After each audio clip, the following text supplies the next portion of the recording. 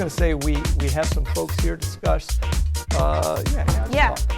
Okay, and I'm definitely going to have my phone, because if you're going to have a piece of paper, you're going to have the paper, I'm going to have my phone.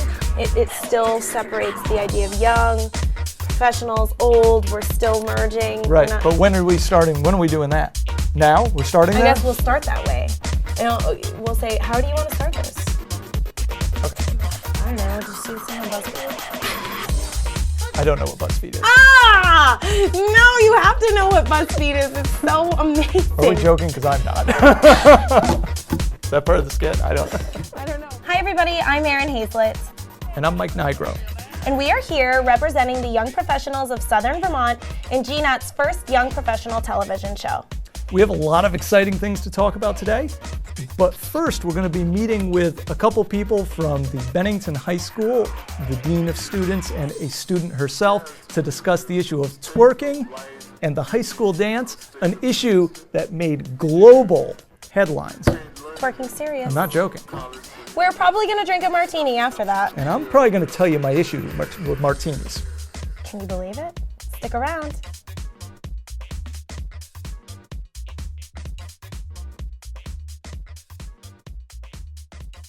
Are back discussing twerking with our wonderful guests from the Mount Anthony Union High School Student Body President Jessie Kuzmicki, welcome, and our Dean of Students, Dean Beriau, welcome to the show. Thank you for coming. Thank you. So we kind of all know that there was a big issue in Bennington in the high school recently. And I mean, I think the short version is it involved twerking, a cancellation of a dance. Mm-hmm. If you could kind of water this down to what really happened, what was the issue that this was all about? Okay, I think there were two issues. One was some of the dancing had become inappropriate, and with grinding and twerking, it's not dancing you'd even see at a wedding, so much less at a high school setting. Much too suggestive. And what we began to find out was that students were coming and saying that it was also promoting some behavior that we can't condone. The kids are coming up and getting partners without asking and grinding with them, and we're getting to the whole uncomfortable area of physical harassment.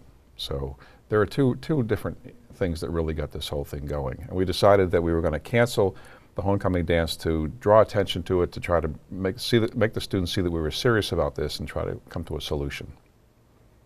Had there been a prior attempt at a resolution before the cancellation? There have been prior attempts to stop it, but not. We mentioned it before every dance. We have to dance appropriately. But then we began to see that more and more kids are doing this. And the way they dance is they go into a large cluster, so it's hard to go and find everybody. And we don't want to be Gestapo-like and have 15 people all over the floor checking. So we said we've got to do something, and we're going to stop this and see if we can talk to student government or student leaders and try to work something out. So what was the reaction from the students when this news came? Well, I'm not going to lie, there were definitely students that were very upset. Most of the students were very upset.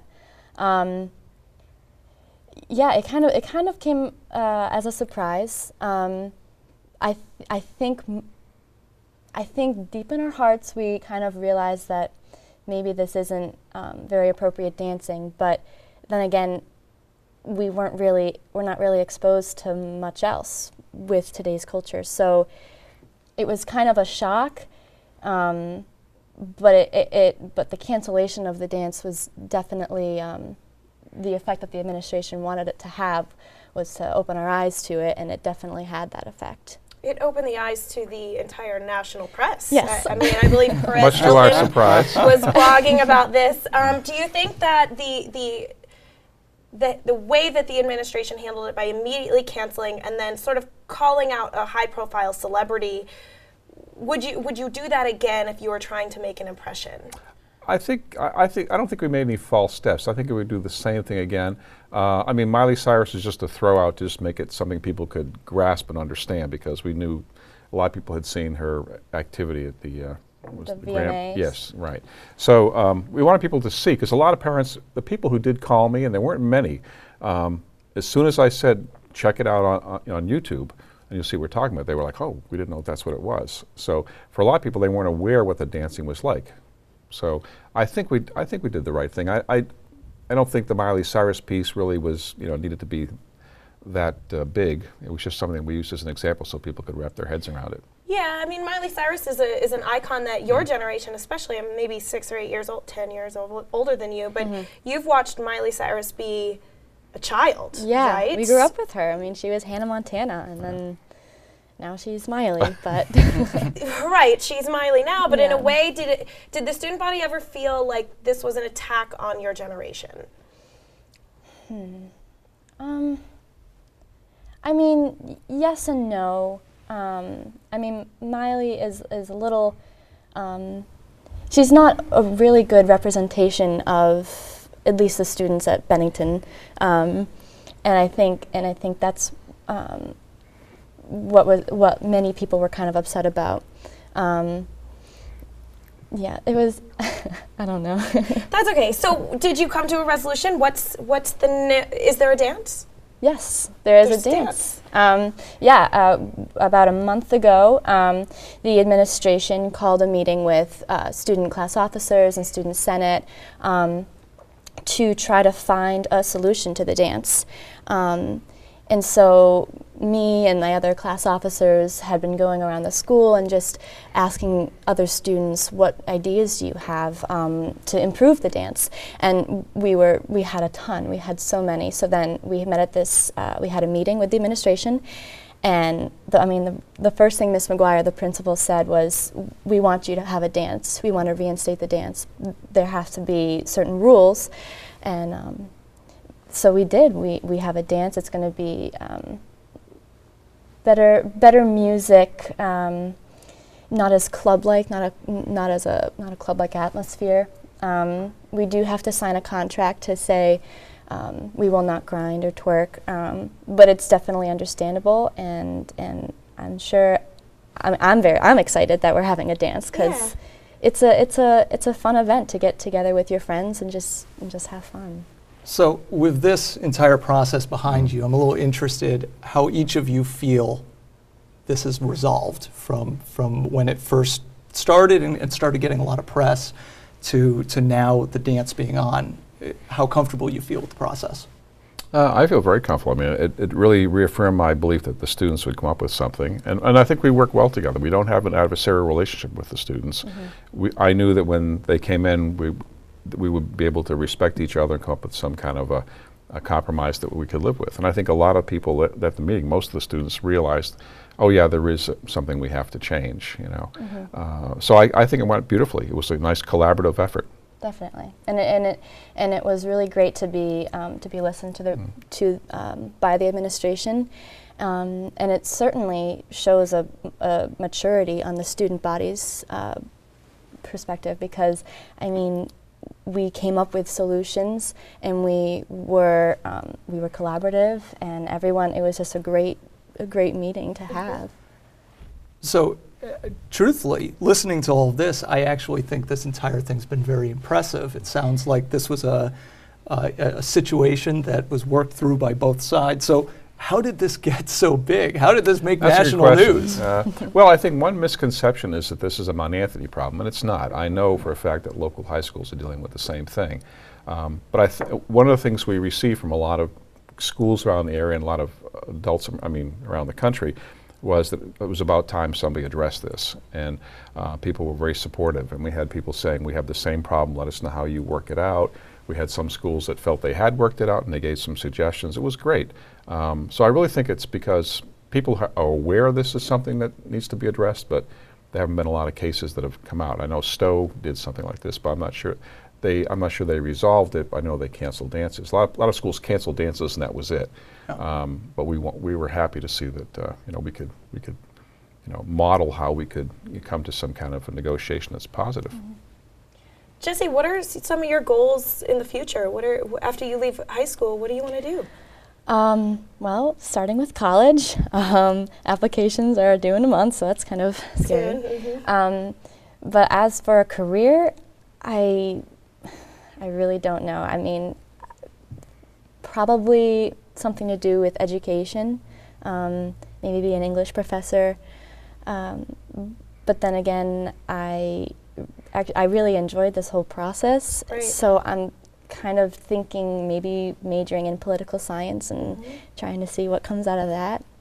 Sure, you appear to be a natural leader, and to work with different types of demographics and groups at a young age is going to be a really strong... She's unique. Thank you. Well, I thank you for coming on, and actually this has been very enlightening for me. It sounds like a lot of the bad press was missing some of the point of what happened. I think you're right. It makes me feel better too, to know that it wasn't just a stop doing this, it was let's work together, the students want to make it better too. And I hope that somehow you could sort of use this as a platform for other schools too, to sort of spread the message that we don't all have to be the grinding, twerking. I'm going to throw another celebrity name out there, J-Lo, Iggy. You know, we don't need to. We don't need to idolize that. That there's another impression, and you've made it. Yeah. So Well, thank tell them you. the song that you thought would be a good one to play. Oh, I love the song Happy by Happy. Pharrell. There you It's go. so much fun to dance. That's the kind of dancing we want.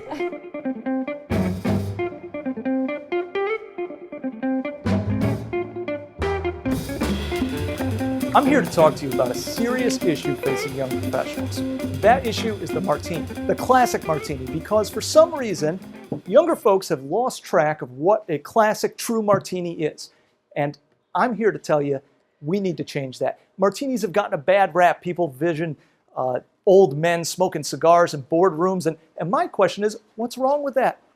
People order a martini, I hear them ask, do you want raspberry? Do you want chocolate? Do you want Oreo? That's not a martini. So today, we're going to show you the classic martini and bring back a classic. Am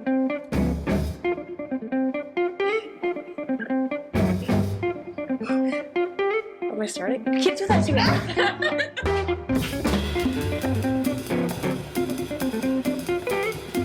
me. Welcome everyone to Danielle's Drinks. This is our first segment, and I'm Danielle Moan, and I'll be your host. Tonight we will be showing you how to make a classic martini. There are two options. You can go with vodka, you can go with gin. Tonight we will be using this nice Vermont brand gin. So to start, we will open our shaker that has ice in it already, and we will do an 8 count with the gin. 1, 2, 3, 4, 5, 6, 7, 8. You set the bottle down, close the shaker, and we'll let it chill for a moment. Next, we'll come over here to our martini glass with the ice and water already in it. It's always nice to chill it when you're serving it straight up. Dump it out. Then we come over here to our bottle of vermouth. With a nice dry martini, most people use just as very little gin or very little vermouth as possible. So we'll do a couple drops in, set the bottle back down, and swirl it around, and we'll dump that out.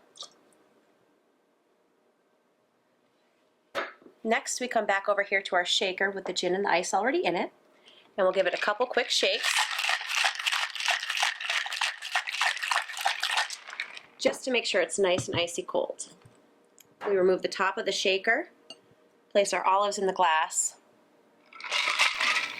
and then we serve. And just like that, you have dry gin martini.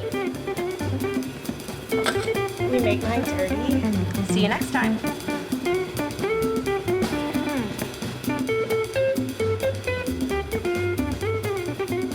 So one of the things we want to do with this show is highlight some of the things going on in southern Vermont. Because there's a lot happening. That's right. And so starting on October 11th in Bennington, Vermont, there is the Zombie Run. It's a 5K run. I'm not a big fan of running, but in this 5K, you can sign up as a runner or as a zombie to chase the runners. I might be into that. I would be the zombie, and then all of the new Manchester Runners Club could be runners. Sounds fun. What else happened October 11th? So October is a huge day, Oktoberfest. All of my fellow beer drinkers out there, there are 3 Oktoberfests happening in one day. On October 11th, Harpoon Oktoberfest will be in Windsor, Vermont. And Mount Snow, they'll be having their Oktoberfest. And then Bennington is having their Oktoberfest October 11th as well. So make sure you check out all of those. And if you are going to travel between the different Oktoberfests, have a DD.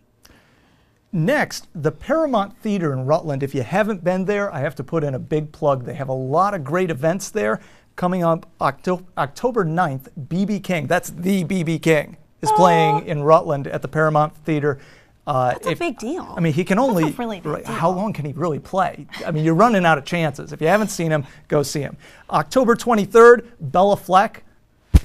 Yeah, I'm not a big Bella Fleck, but I mean, everybody loves Bella Fleck. So, and November 7th, Lyle Lovett. If you say you don't like country music, so you don't want to go to this, then you don't know Lyle Lovett. He's amazing. Great show, November 7th at the Paramount. Also, November 1st in the Latches Theater in Brattleboro. Again, a really cool venue. A lot of cool stuff happens there. November 1st, the Boston Gay Man's Chorus. Not sure what else to say about that one. Yeah. So as you can see, there is so much going on in just a short amount of time. In a month, maybe some things are consecutive, but there's always something to do. Consecutively, every single month on the first Wednesday at the Manchester Country Club is when the Northshire Young Professionals meet. So come join us, have a cocktail, eat some hors d'oeuvres, and just get to know the Northshire Young Professionals. And then the third Wednesday of every month, the Bennington Young Professionals meet. Oftentimes at the country club, the Mount Anthony Country Club, but October 15th, we're meeting at the museum. They've decided to host us. It's going to be a really cool event. Always the third Wednesday, and you can always like Bennington Young Professionals on Facebook to get all the schedules. What time do you normally start? Usually start around 5:30. And a couple days after our mixer, October 18th, the Bennington Young Professionals is sponsoring a brewery tour. So we'll be starting at the Switchback Brewery and getting a private tour of Switchback before heading to some other breweries in the state. Going to be a lot of fun. Yeah. Check us on Facebook if you're interested. That sounds awesome. I can't wait to hopefully see a lot of new people at our Young Professionals groups. And I really just hope generally that people start to understand that Vermont is happening. We are cool. Not only do we have awesome quality of life, but there's some pretty cool people and some pretty cool things. And speaking of that, we have one more big event that we really want to talk about. Now, this is so fantastic because about a month and a half ago, maybe 2 months ago now, we were part of Fresh Tracks Capital. It was a road pitch. So basically there were entrepreneurs and investors and venture capitalists who drove all around Vermont on motorcycles and listened to entrepreneurial pitches. Stimulated a lot of energy, and what's emerging now is something focused on the similar idea, but Mike, why don't you go off on this because This is exciting. It's called Tech at Bennington. It's being hosted by the Vermont Center for Emerging Technologies, November 6th, 5:30 p.m. starting at Bennington College, and it's going to be an event similar to the one that that occurred in Manchester, where there will be a bunch of venture capitalists, investors, successful Vermont business owners that will be there to meet, mingle, talk to young professionals about starting businesses or their careers, just a chance to network. A chance for young people like ourselves who are excited about growth and development, building our communities here, to meet the people who also want to grow. Part of growing doesn't mean just having families. That's a great asset, part of it. But in Vermont, we do need job growth. We do need tech creation. And this is the start of something that's going to be huge. You have to be there, meet people. Even if you're not an entrepreneur, come and meet the ones who are. Meet the innovators of our generation who are starting the next movement for our county. This is huge. At our last event, Erin, I did hear a few people afterwards say, boy, I'm not ready to start a business, or I don't have a business idea, or I'm not sure what I'm doing in my career yet, so they didn't come. This is a great opportunity. You don't have to come with anything. It's very casual. If you RSVP in advance, you get a free drink when you get there. Woo, there cheers. You go. So I strongly encourage everybody, November 6th. Come meet our community and come grow with the young professionals. So thank you for watching. I think that we've had a pretty awesome first show, don't you? First time, first show. Woo, first time, first show. Young professionals of Bennington County, inspiring hopefully the new and the future. Thank you for watching.